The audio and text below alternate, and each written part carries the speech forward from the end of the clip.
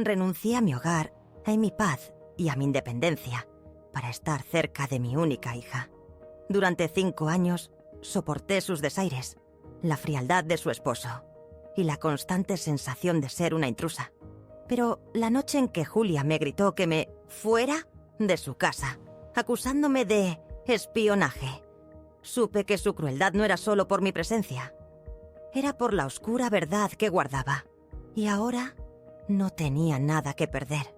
Antes de continuar, no olvides suscribirte mientras escuchas y déjanos saber en los comentarios desde dónde nos sintonizas. Ahora, respira hondo y escucha atentamente. Esta es mi historia. 5 años. Ese fue el tiempo. El tiempo que cambié mi paz por una guerra silenciosa librada dentro de las mismas paredes que había llamado hogar. Dejé el tenedor. Su ligero tintineo apenas audible sobre el murmullo del anochecer. Las 7:30. Hace 5 años, a esta hora exacta, llegué aquí con 2 maletas. Aferrada al sueño de una vejez tranquila. Abuela, otra vez estás mirando ese reloj viejo. Observó Leo, mi nieto de 13 años. Era el único que parecía darse cuenta de mis pequeños y reveladores hábitos. Marca la hora perfecta, cariño. Respondí, esbozando una leve sonrisa. A diferencia de algunos aparatos electrónicos, Julia, mi única hija, puso los ojos en blanco. Últimamente ese gesto era su única respuesta constante hacia mí. A sus 42 años, era un espejo de su yo de la escuela secundaria. La misma impaciencia, el mismo aire de superioridad. Ahora agudizado por líneas de irritación cerca de sus ojos, el doctor Santiago Montes, su esposo y médico jefe de la clínica privada de Valle Dorado, cortaba meticulosamente el roast beef, fingiendo una concentración absoluta. Alto, con el cabello canoso prematuro, estaba acostumbrado a una autoridad indiscutible. En el pueblo, imponía respeto. En casa, su silencio dolía más que cualquier grito. «Mamá, ¿podrías no empezar?» La voz de Julia llevaba ese tono condescendiente, reservado para niños pequeños o ancianos seniles. «Ha sido un día agotador. No estaba empezando», murmuré, sirviendo ensalada. Solo le respondí asituosa a Leo. Sofía, mi nieta de 16 años, permanecía pegada a su teléfono debajo de la mesa. Sus dedos delgados con esmalte negro volaban por la pantalla. Las cenas familiares, para ella, eran una interrupción inútil a una vida social mucho más atractiva.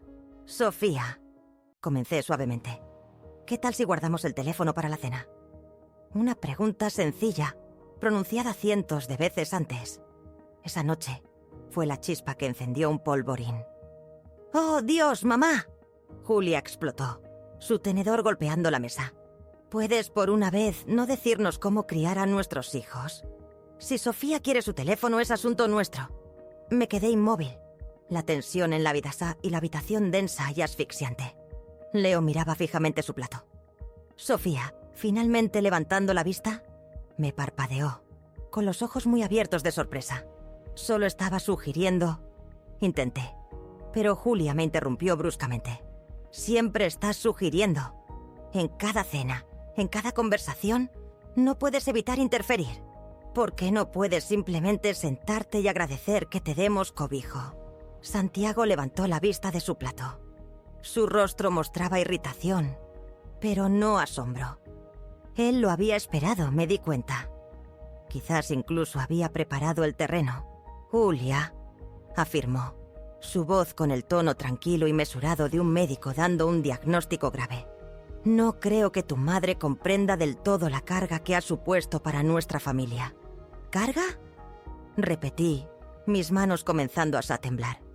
«Vendí mi casa para estar más cerca de ti. Ayudo con los niños, la cocina, la limpieza, que de todos modos estamos rehaciendo». Julia interrumpió, afilada como un cuchillo. «Ni siquiera sabes aspirar bien». Un rubor caliente subió por mi cuello. 72 años y me estaban dando lecciones sobre las tareas del hogar como a una empleada negligente. Era absurdo. «Y tus historias interminables sobre el pasado». Julia siguió, como si una presa se hubiera roto.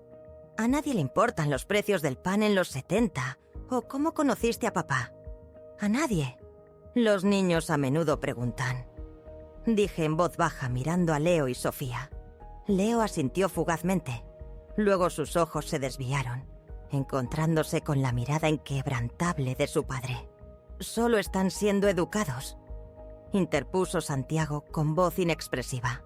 A diferencia de su abuela, que no comprende los límites. Un puño helado me oprimió el pecho. 5 años de desaires acumulados, pequeñas humillaciones y resentimientos tácitos, convergieron en un momento crudo y cristalino. No me querían aquí. Quizás nunca lo habían hecho realmente. Vine a tu petición. Me recordé mentalmente, aferrándome a un hilo de calma. Cuando dijiste que los niños necesitaban una abuela cerca. Eso fue antes de que te convirtieras en una vieja amargada que critica todo. Gritó Julia. Antes de que empezaras a espiarnos y a meter tus narices donde no te llaman. Métense. Espionaje. Así que sospechaban. Sabían. Había visto algo. Notado algo. El secreto que había guardado durante 3 años se hizo de repente palpable. Una presencia inoportuna en la mesa. No estoy espiando. Logré decir con la boca seca.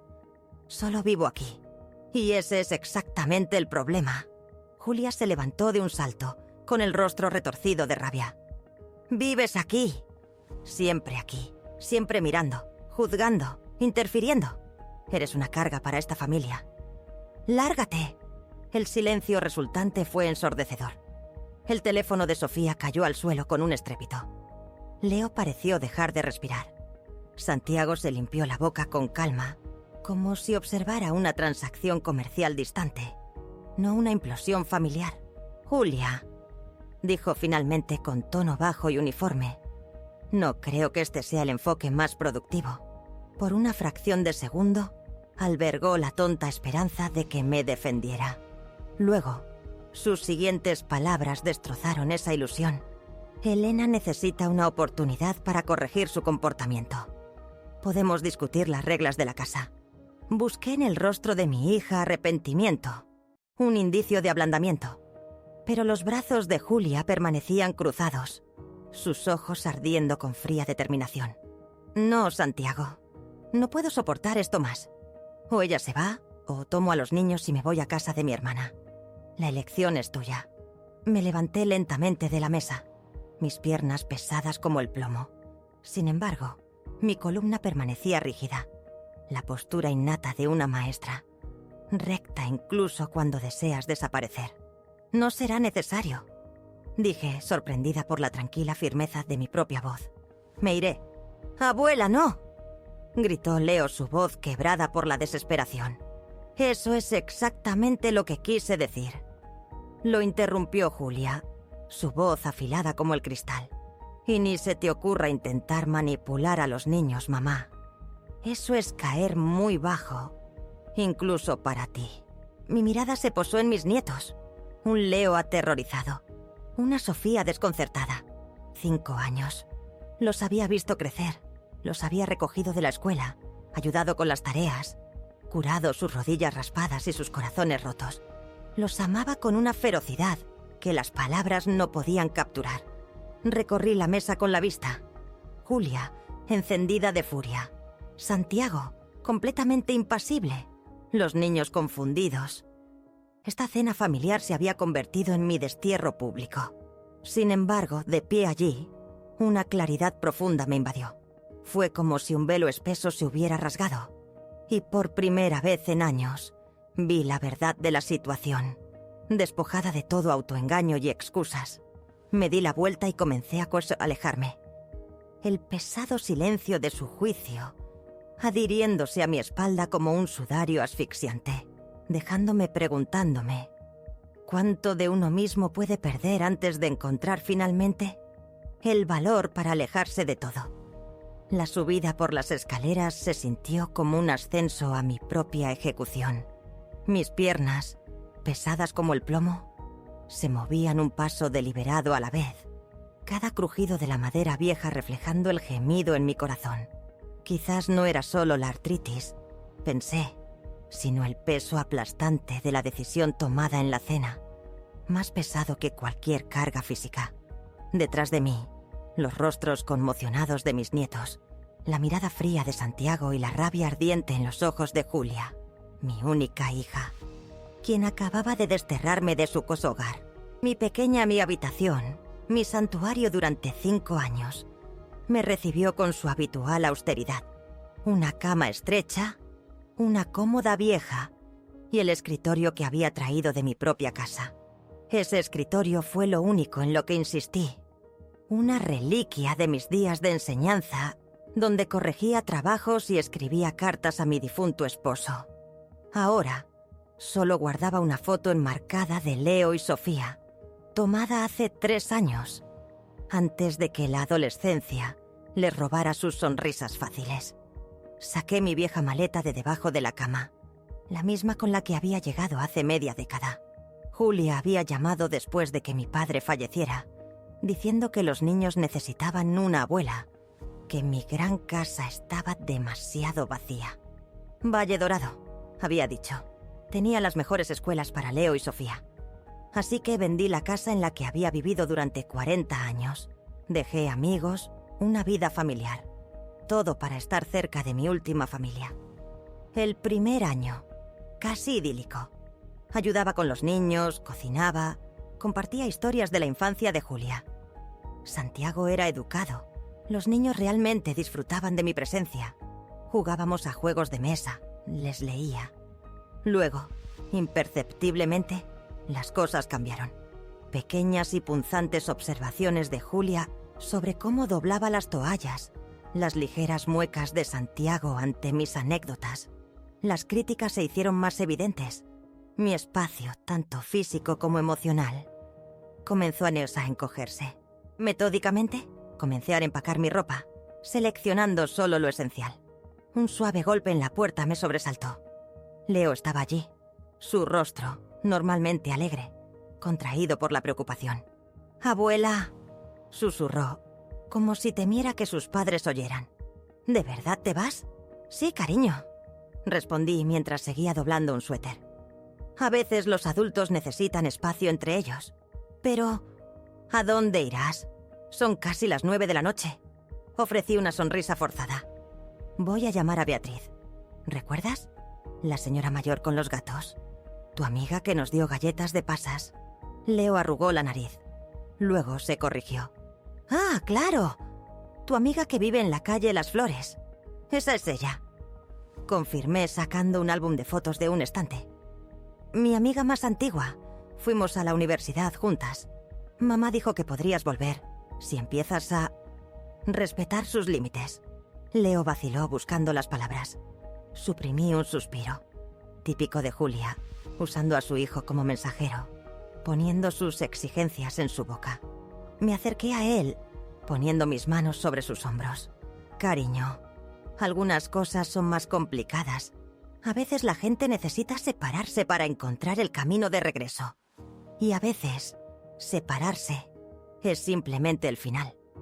No le dije que no había vuelta atrás, que no se podía deshacer la línea que su madre había cruzado. ¿O en qué estaba involucrado su padre? ¿Dejarás tu número?, preguntó con genuina preocupación en su voz. «Claro», lo garabateé rápidamente. «Llámame cuando quieras. Dáselo a Sofía también». Justo entonces, Julia apareció en el umbral, su rostro tenso, los ojos rojos, no de pena, sino de furia contenida. «Leo», ordenó con voz tensa, «a hacer los deberes, ahora». «¿Pero mamá? ¿Justo ahora?» «Ahora». No había lugar para la discusión. Leo me dio una última mirada indefensa antes de irse. La mirada de Julia era fría. «Espero que no estés envenenando su mente con historias de lo terrible madre que soy». «Nunca lo haría», respondí con calma. «A diferencia de ti, no uso a los niños en mis juegos». Su rostro se contorsionó. «Nunca me entendiste. Siempre creíste saber más. Siempre me menospreciaste». Negué con la cabeza, cerrando mi maleta. «No, Julia. Siempre te he mirado con amor, con preocupación, a veces con desconcierto, pero siempre con amor. Si me amaras...» Su voz tembló. «Respetarías mis decisiones, mi familia, Mi matrimonio. Miré sus puños apretados, los nudillos blancos. Mi pequeña, que una vez me trajo dientes de león, se había convertido en esta mujer, expulsando a su madre. Amar no significa ser ciego, dije en voz baja. Veo lo que está pasando en esta casa. Veo lo que tú y Santiago están haciendo. Sus ojos se abrieron de par en par. Un atisbo de miedo. Pero se recompuso rápidamente. No sé a qué te refieres. Si te refieres a cómo criamos a nuestros hijos, sabes exactamente a qué me refiero. La interrumpí, mi voz elevándose, firme y clara. A los informes falsificados. A los efectos secundarios ocultos. Tú y Santiago poniendo a la gente en peligro por dinero y reputación. Julia palideció. Su mano subió instintivamente a su garganta. Un gesto de cuando era niña cada vez que tenía miedo. «Estás delirando», susurró con la voz temblorosa. «Delirios de anciana». «Entonces, ¿por qué estás tan desesperada por que me vaya?», pregunté recogiendo mi maleta. «¿Por qué ahora, cuando los ensayos clínicos de Veridian 7 están casi completos?» Ella retrocedió como si yo fuera contagiosa. «Vete», siseó. «Simplemente lárgate de mi casa». Pasé junto a ella. Una extraña calma me invadió. 5 años había vivido con el miedo de perder mi último vínculo familiar. 5 años había guardado silencio sobre lo que sabía. Ahora, con la elección hecha por mí, no sentí pena, sino un alivio escalofriante y liberador. Y el camino por delante, aunque incierto, de repente se sintió inevitable. ¿Cómo se siente adentrarse en lo desconocido cuando el suelo mismo bajo tus pies se ha desmoronado? Santiago Montes esperaba en la escalera. Una camisa impecablemente planchada y una fachada impenetrable enmascaraban la oscuridad que yacía debajo. Alto, esbelto, una figura impecable. Un modelo de cabeza de familia. Un médico respetado. Nadie adivinaría que este hombre manipulaba sistemáticamente los resultados de ensayos de medicamentos, arriesgando vidas por lucro. «Permítame ayudarla con su maleta», ofreció, extendiendo una mano con falsa cortesía. Se la entregué, comenzando a bajar las escaleras, aferrándome a la barandilla. Mis rodillas protestaron, un recordatorio agudo, pero me negué a mostrar debilidad. Abajo, en el pasillo, estaba Sofía. Tenía los ojos rojos. En realidad había estado llorando, a diferencia de su madre. Su teléfono yacía olvidado sobre la consola. «Abuela», susurró, su voz apenas audible. «Te voy a extrañar». La abracé, aspirando el aroma del champú de manzana que había usado desde que era una niña pequeña. «Yo también, cariño, pero nos veremos. Lo prometo». «Sofía».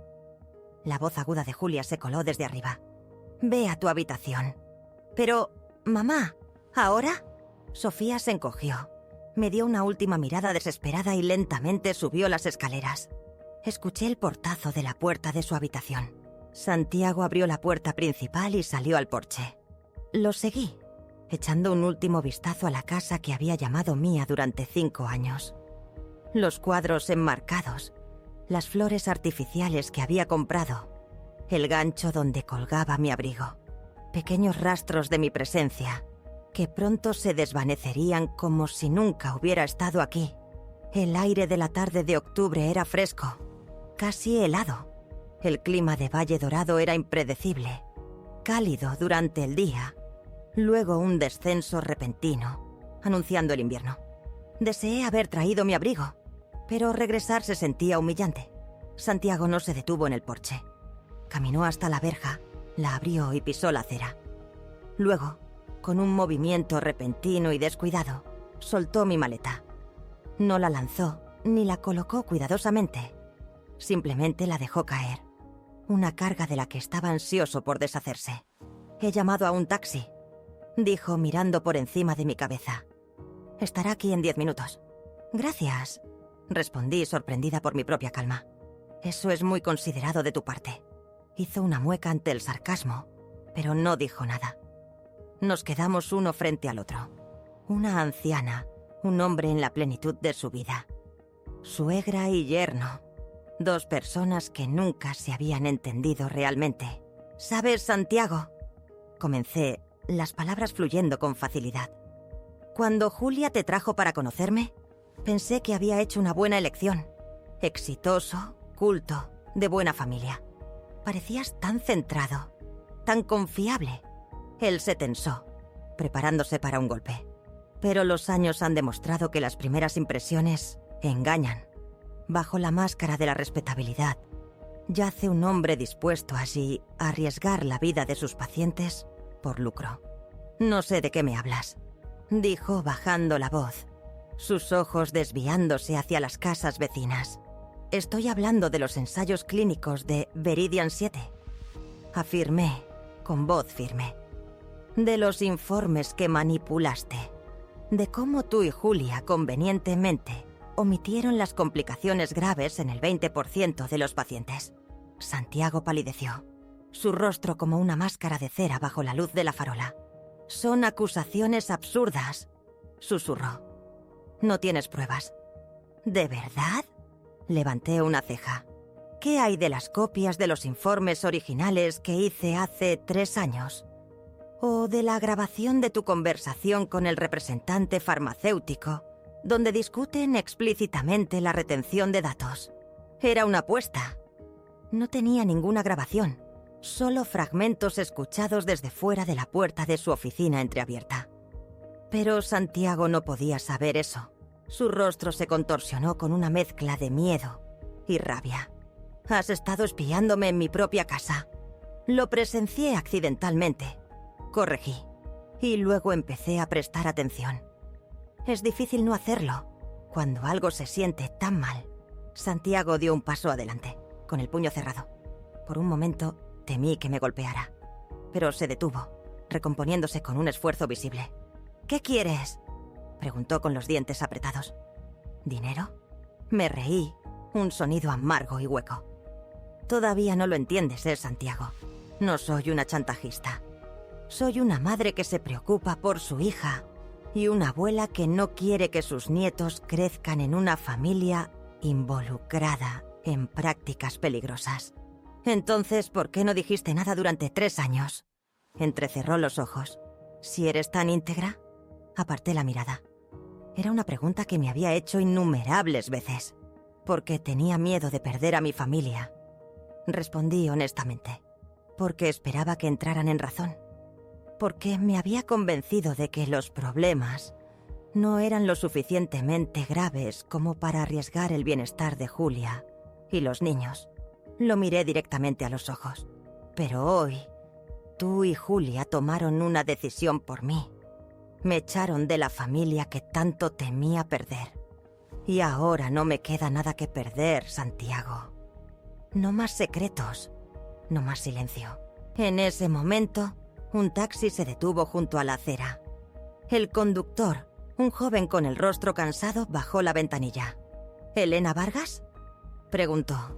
¿Un viaje a la posada Río de Sauces? Sí, respondí sin apartar los ojos de Santiago. Soy yo. El conductor salió para ayudarme con mi maleta. Santiago permaneció inmóvil, su alta figura tensa, los puños apretados. Nuestras miradas se encontraron, y por un momento vi algo nuevo en sus ojos. Miedo. No por mí, no por los pacientes, sino por él mismo. No te atreverías, susurró, con un hilo de voz.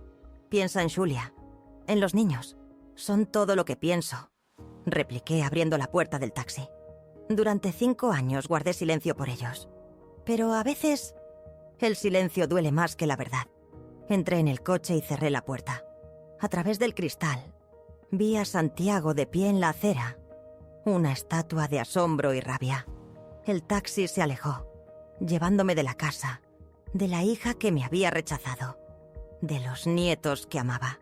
Pero en ese momento no me sentí exiliada. Por primera vez en mucho tiempo, me sentí libre. Libre del miedo, de la complicidad silenciosa, de comprometer mi conciencia. Mientras las luces de la ciudad se difuminaban tras de mí, un nuevo e inquietante silencio llenó el espacio que una vez ocupó mi familia. ¿Cómo se siente la verdadera libertad cuando se compras a un costo tan inesperado? Las tenues arañas de la posada Río de Sauces ofrecían poca calidez cuando entré. Una joven recepcionista, cuya sonrisa ensayada apenas registró mi llegada tardía, me registró. «Solo una noche», declaré, entregando mi tarjeta. Sin preguntas. La indiferencia se sintió como una extraña misericordia en Valle Dorado. Mi habitación era estándar, estéril, beige, con vistas al estacionamiento. Solté mi maleta, desplomándome en la cama. La cruda realidad del día finalmente me golpeó. Expulsada. Los gritos de mi hija, las amenazas veladas de Santiago, los ojos desconcertados de mis nietos. No hubo lágrimas, solo una rabia cruda y amarga. 5 años de resistencia silenciosa, ahora culminados en esto. Mi teléfono vibró. Julia. La dejé sonar. Siguió un mensaje de texto. «Espero que te des cuenta de lo que has hecho. Demasiado tarde para disculparse ahora. Siempre la culpa». Luego leo. «Abuela, ¿estás bien? Mamá dijo que dijiste algo estúpido». Se me encogió el corazón por él. «Estoy bien, cariño. No te preocupes. Concéntrate en tus estudios». 1 minuto después, cuando vuelves, miré fijamente la pantalla. La verdad, demasiado cruel. Las mentiras, demasiado deshonestas. Escribí: «Hablemos más tarde. Mejor no envíes mensajes hasta que tus padres se calmen». Él respondió: «De acuerdo». Silencio. Mi dolor de cabeza se intensificó. Un plan. Beatriz. A ella no le importaría una llamada tardía. Marqué. Después de 2 timbres, su voz preocupada, ronca por años de fumar, respondió: «¿Elena? Nunca llamas tan tarde. ¿Qué pasa?». Su preocupación familiar, un salvavidas en la quietud, ofreció el primer consuelo verdadero. Era esta tranquila promesa de la presencia de una vieja amiga suficiente para encontrar fuerzas en una realidad tan cruda. «Elena». La voz de Beatriz, ronca por décadas de fumar, cortó la oscuridad de mi habitación de hotel, densa de preocupación. «¿Qué pasa? Nunca llamas tan tarde». Respiré hondo y le conté todo. La horrible escena en la cena, la fría furia de Julia, las amenazas veladas de Santiago. Y cómo yo, una mujer de 72 años, me encontraba abandonada en un hotel con una sola maleta. ¿Ese pavo pomposo y tu hija arrogante te echaron a la calle? Beatriz estaba que echaba chispas. «Elena, querida, ¿por qué no llamaste enseguida? Habría ido por ti. Era tarde», respondí sintiendo el agotamiento hasta los huesos. Y necesitaba tiempo para pensar. «¿Qué hay que pensar?». Resopló. «Mañana te mudas conmigo. Tengo 4 habitaciones y solo un gato. Hay sitio de sobra para todos». Una sonrisa genuina, la primera de la noche, se dibujó en mis labios. Beatriz siempre había sido así. Opinativa, decidida, sus pensamientos libres de vacilación. Por eso la había amado desde nuestro primer día de universidad, hace casi 50 años. ¿Estás segura?, pregunté con un atisbo de duda. «Esto podría ser por mucho tiempo. Espero que sea para siempre», me interrumpió con voz firme. «Llevo 3 años pidiéndote que te mudes conmigo, en lugar de servir a esa familia ingrata. Finalmente tomaste la decisión correcta, aunque forzada. Acordamos que me recogería en el hotel a las 10 de la mañana. Después de la llamada, una pequeña porción de tensión se liberó. Al menos tenía un plan y un techo. Tumbada en la cama desconocida del hotel, el sueño seguía siendo esquivo. Replayaba la escena de la cena, innumerables escenarios alternativos retorciéndose en mi mente. Palabras diferentes, Julia menos enfurecida, Santiago defendiéndome. Pero la cruda realidad siempre regresaba. Mi propia hija me había echado, y ahora, a los 72, estaba comenzando una nueva vida. No brotaron lágrimas, solo un dolor sordo de rabia y amarga decepción.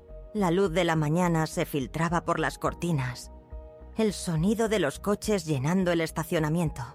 Había dormido más de lo habitual, pero el agotamiento aún se aferraba a mí. Mi dolor de cabeza había desaparecido, reemplazado por un extraño vacío, Hice las maletas, saldé mi cuenta y salí al fresco sol de octubre. Valle Dorado parecía tranquilo, adormecido, ajeno a la tormenta que se gestaba en sus tranquilas calles. Exactamente a las 10, el Volvo plateado de Beatriz, su última locura, adquirida para sus 70 cumpleaños en contra del consejo de su hijo, se detuvo. Ella emergió, alta y escultural, con el cabello gris corto y labios pintados de un color vivo. A sus 75 años, su espalda seguía erguida, su presencia imponente. «Elena», dijo abriendo los brazos de par en par. Entré en su abrazo, agradecida por el ancla que me ofrecía.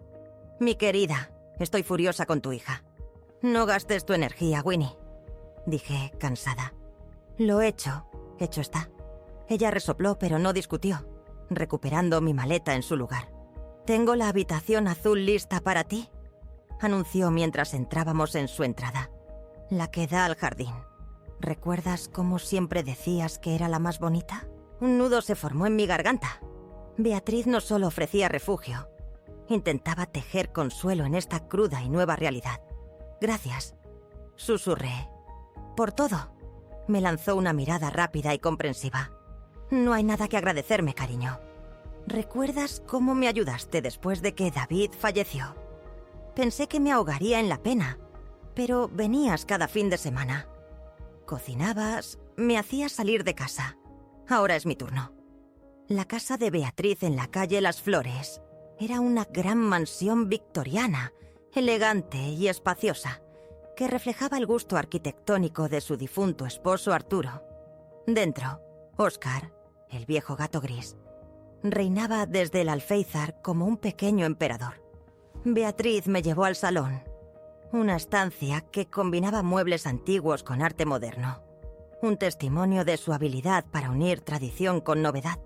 «Ponte cómoda», dijo señalando el sofá. «Prepararé té.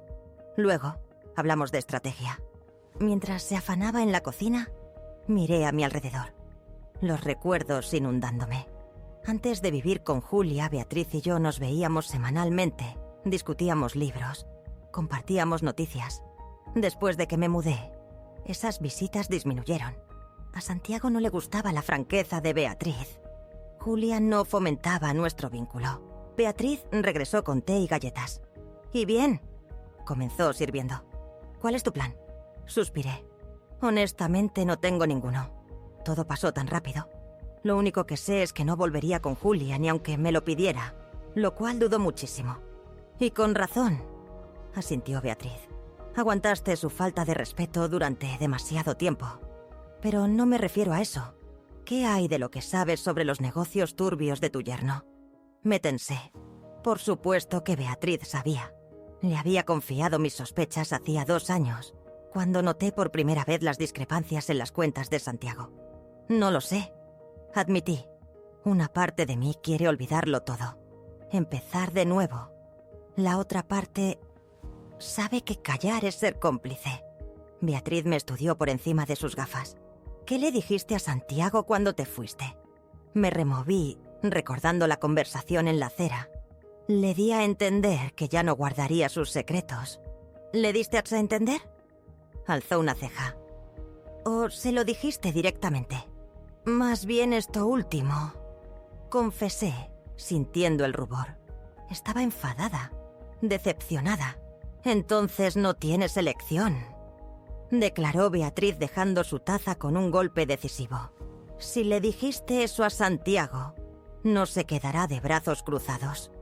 Intentará desacreditarte antes de que puedas hablar. Dirá a todos que estás delirando, que solo estás amargada. Tienes que actuar primero». Tenía razón. Santiago no era de los que dejaban amenazas en el aire. Pero, ¿y si me equivocaba? El miedo que me había paralizado durante tanto tiempo resurgió. ¿Y si malinterpreté lo que vi? «Elena». Beatriz cubrió mi mano con la suya.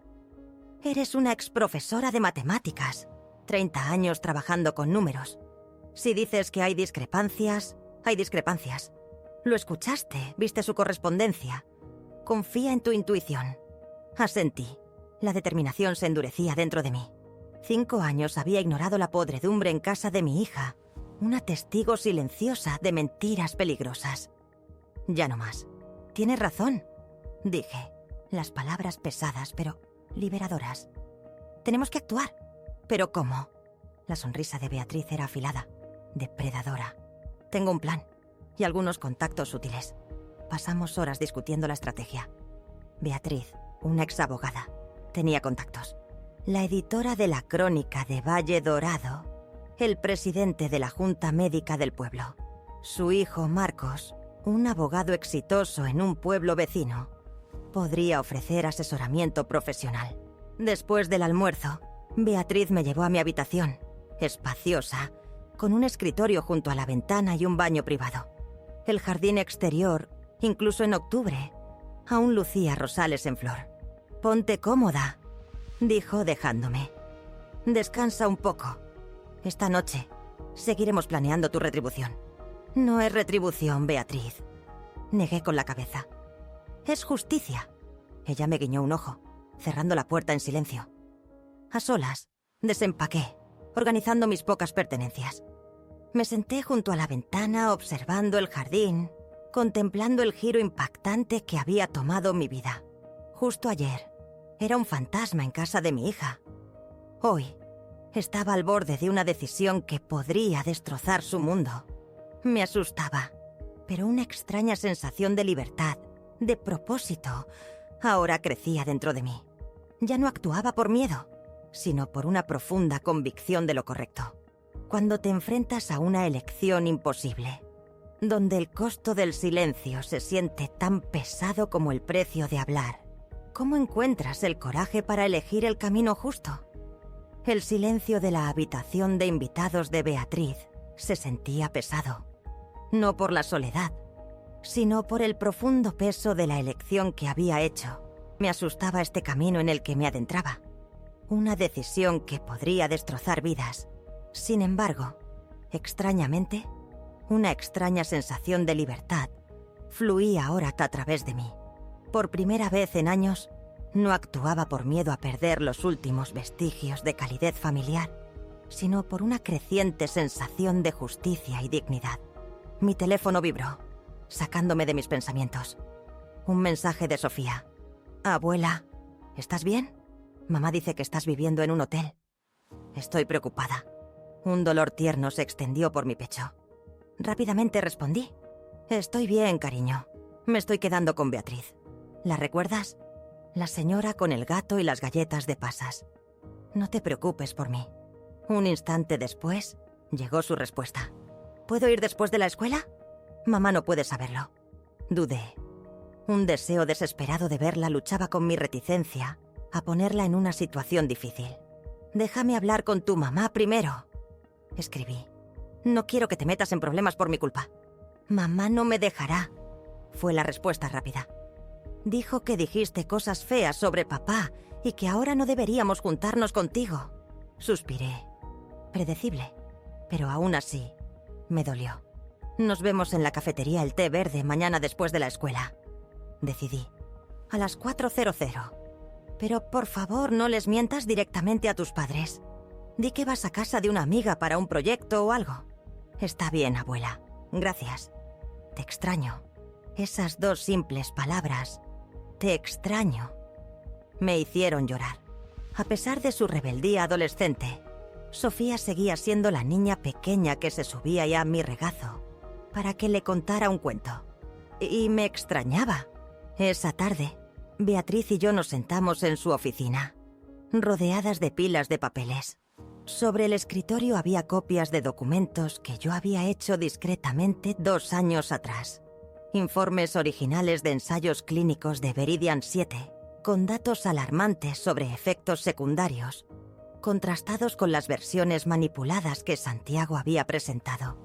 «Eso es suficiente para despertar el interés de la Junta Médica», dijo Beatriz, estudiando los papeles. «Pero para una investigación seria, necesitamos más. ¿Tienes acceso a datos recientes?». Negué con la cabeza. «Solo lo que vi o escuché por accidente. Durante los últimos 6 meses, Santiago ha sido extremadamente cuidadoso, cerrando su oficina con llave, nunca dejando documentos a la vista. Es una lástima». Beatriz tamborileó con los dedos en la mesa. Pero esto debería poner las cosas en marcha.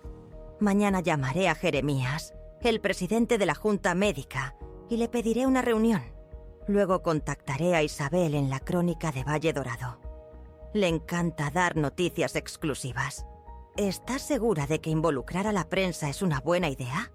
Pregunté con un temblor en la voz. Podría perjudicar a los niños. Beatriz suspiró. Elena, querida, eres demasiado amable.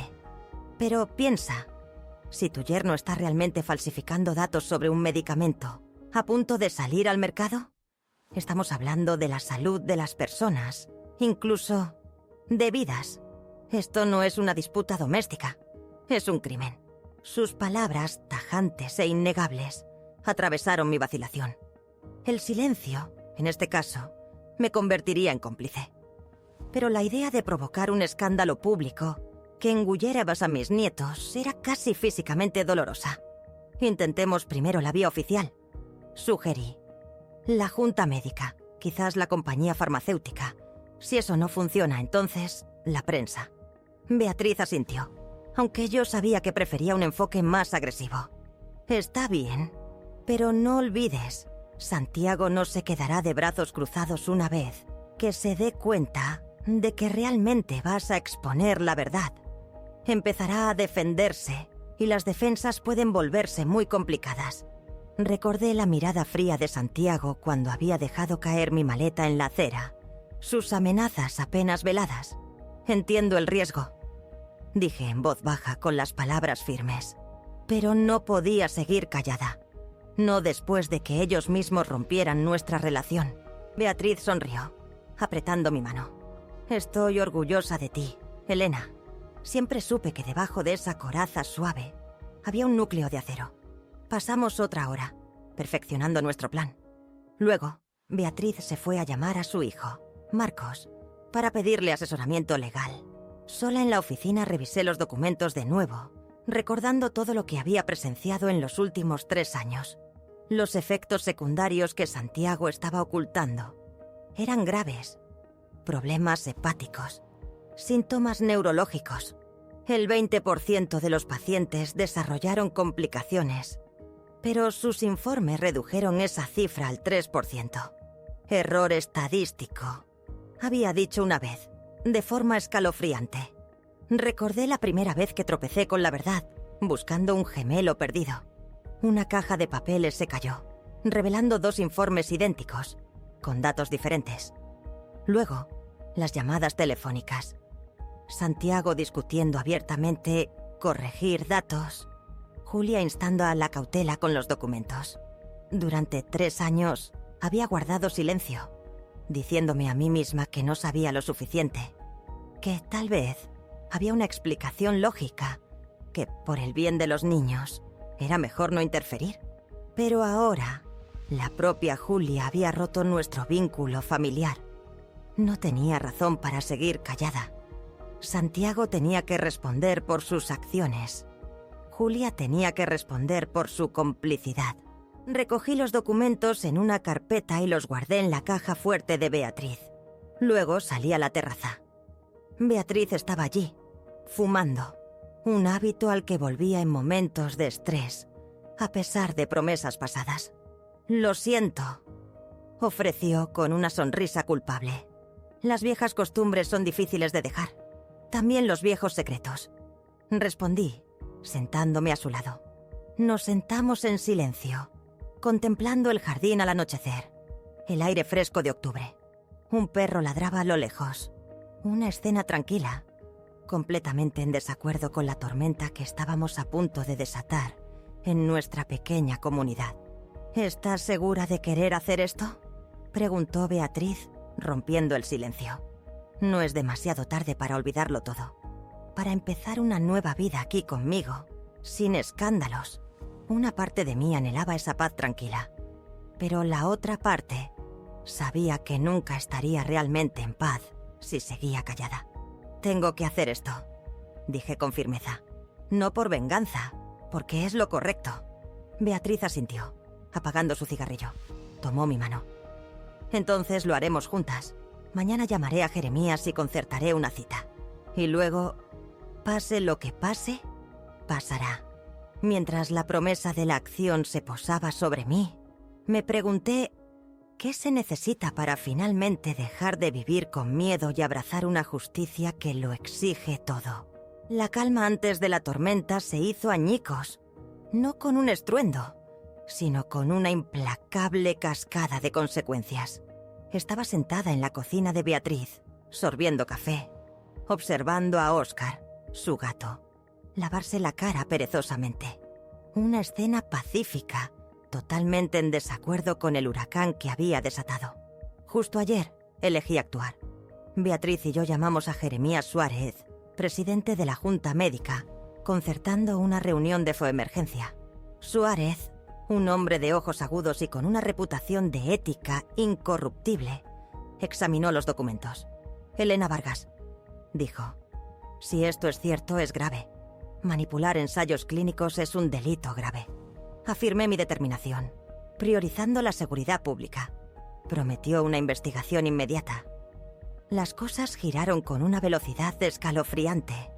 La Junta Médica contactó a la compañía farmacéutica. Beatriz alertó a la Crónica de Valle Dorado, preparándolos para lo inevitable. Apenas 24 horas después de que dejé la casa de Julia, los canales de noticias locales zumbaban. Reconocido médico falsificó resultados de ensayos clínicos. El doctor Montes bajo investigación. Clínica cerrada. En línea vi la cara familiar de Santiago. Ahora infame. Creo que ha comenzado, dijo Beatriz entrando. A Santiago lo acaban de sacar de la clínica esposado. Los testigos dicen que gritaba conspiración. Sentí un vacío extraño, no satisfacción, sino un cansancio profundo. Hiciste lo correcto, Elena. Beatriz puso una mano en mi hombro. Estaba poniendo en peligro la vida de la gente. Asentí, con un nudo en el estómago. El teléfono sonó. El número de Julia. Dudé. ¿Cómo se siente cuando la verdad que has mantenido cautiva por fin se libera, remodelando no solo vidas, sino una comunidad entera? El auricular del teléfono se sentía pesado, haciéndose eco del frío que se asentaba en lo más profundo de mí. La primera llamada de Julia, cruda de ira, acababa de terminar. ¿Cómo pudiste? Lo arruinaste todo. Pero fueron las llamadas posteriores de mis nietos las que realmente me traspasaron. Los susurros amortiguados de Sofía, las preguntas incisivas de Leo sobre que su padre fuera un delincuente en la escuela. Me dolía el corazón por su sufrimiento. Tu papá cometió un error, le había dicho a Leo con cuidado. Uno grande. Y ahora bata a asumir su responsabilidad. 3 meses se difuminaron en el enero frío y nevado de Valle Dorado. El escándalo había pasado de titulares explosivos a una investigación silenciosa y metódica. La licencia médica de Santiago suspendida, su clínica cerrada, pacientes demandando. Julia sin trabajo, su reputación manchada, sus finanzas precarias. Observé, desapegada, sabiendo que las consecuencias eran inevitables. Mi propia vida, sin embargo, se había transformado. Con Beatriz, mis días vibraban con un propósito renovado. Explorábamos arte, asistíamos a conciertos, leíamos. Mis finanzas, estables por los fondos recuperados y mi jubilación, aseguraban mi independencia. Incluso había establecido un fondo de estudios para Leo y Sofía, asegurando su futuro a pesar de las elecciones de sus padres. Sin embargo, el abismo con Julia persistía. Se negó a tener contacto. Con los nietos, era un equilibrio delicado. Sofía se mantenía tic en la defensiva, pero Leo, sorprendentemente maduro, llamaba a menudo. A veces visitaba. Entiendo por qué lo hiciste, abuela. Me había dicho recientemente. Papá no estaba haciendo lo correcto. Luego el timbre sonó. Abrí para encontrar a Julia, pálida y demacrada. ¿Puedo pasar?, susurró evitando mi mirada. Necesitamos hablar. Entró con cautela. Beatriz, con un asentimiento comprensivo, se deslizó fuera. Toma asiento, ofrecí. No, espetó Julia, pero se sentó. Santiago se declarará culpable. Libertad condicional, una multa considerable. sin tiempo de cárcel. Su voz era plana. Su carrera médica ha terminado. La mía también. Nadie quiere contratar a la esposa de un médico tramposo. No dije nada. Debes estar feliz, dijo con desafío en sus ojos. Conseguiste lo que querías. Arruinaste nuestras vidas. Nunca quise arruinar tu vida, Julia, repliqué en voz baja. Quería detener una práctica peligrosa que podría dañar a la gente. Y por eso traicionaste a tu propia familia. El viejo resentimiento burbujeó. No, Julia, dije con firmeza. No traicioné a mi familia. Hice lo que cualquier ciudadano responsable debería. Lo que tú y Santiago hicieron fue un crimen. Sus hombros se encogieron. No lo sabía todo. Solo ayudaba con el papeleo. Sabías lo suficiente. Insistí. Escuché tus conversaciones. Te vi ayudando a editar informes. Se cubrió el rostro. Cuando bajó las manos, sus ojos estaban secos, hundidos. Lo he perdido todo, susurró. Mi trabajo, mi reputación, mi respeto. Santiago está destrozado. Sofía está retraída. Y ahora Leo quiere irse. Un punzada de simpatía. Seguía siendo mi hija. Su dolor innegable. Quizás un compromiso, sugerí. Leo podría pasar los fines de semana aquí. Un espacio para él, siendo aún parte de tu familia. Ella levantó la vista, con cansancio. ¿De verdad crees que eso funcionaría? No lo sé, respondí honestamente. Pero vale la pena intentarlo. Por el bien de Leo. Asintió lentamente. Bien, que venga este viernes. ¿Y Sofía? Me aventuré. Sofía está pasando un momento difícil, evadió Julia. Dale tiempo. No insistí. La puerta, una vez cerrada, ahora estaba entreabierta. He oído que estás creando una fundación educativa para los niños, dijo Julia levantándose. Sí, confirmé, para asegurar su futuro. Gracias, dijo en voz baja. Las palabras le costaron. Luego se fue. Beatriz se unió a mí. ¿Cómo fue? Mejor de lo que esperaba, admití. Leo vendrá los fines de semana. Los niños no deberían sufrir por los errores de sus padres, asintió Beatriz. Esa noche, mirando el jardín cubierto de nieve, reflexioné. 3 meses atrás, yo era una invitada no deseada. Hoy, una mujer independiente, libre de relaciones tóxicas. El precio fue alto. Una familia fracturada. El dolor de mis nietos. Sin embargo, sin arrepentimiento. Había hecho lo correcto. De mi cajón del escritorio, saqué la pequeña caja para Leo. El reloj de bolsillo de su abuelo. Un símbolo del tiempo. Siempre avanzando. Mi nueva vida apenas comenzaba. A los 72 años, estaba abriendo un nuevo capítulo. Rodeada de amigos que se convirtieron en familia. Con nietos cuyas relaciones se construirían sobre la honestidad. Había encontrado la fuerza para la justicia. Incluso a costa de los lazos familiares. En esa decisión, esa capacidad de mantenerme fiel, encontré dignidad. El viaje de encontrar tu voz realmente comienza cuando te das cuenta de que el silencio que alguna vez guardaste nunca fue realmente tuyo. Después de navegar por traiciones tan profundas, ¿cómo crees que uno encuentra la paz y reconstruye su vida, incluso cuando los lazos familiares se rompen? Comparte tus pensamientos y experiencias en los comentarios a continuación, porque tu perspectiva realmente importa. Y si la historia de Elena resonó contigo, no olvides presionar el botón de suscribirte para unirte a nuestra comunidad.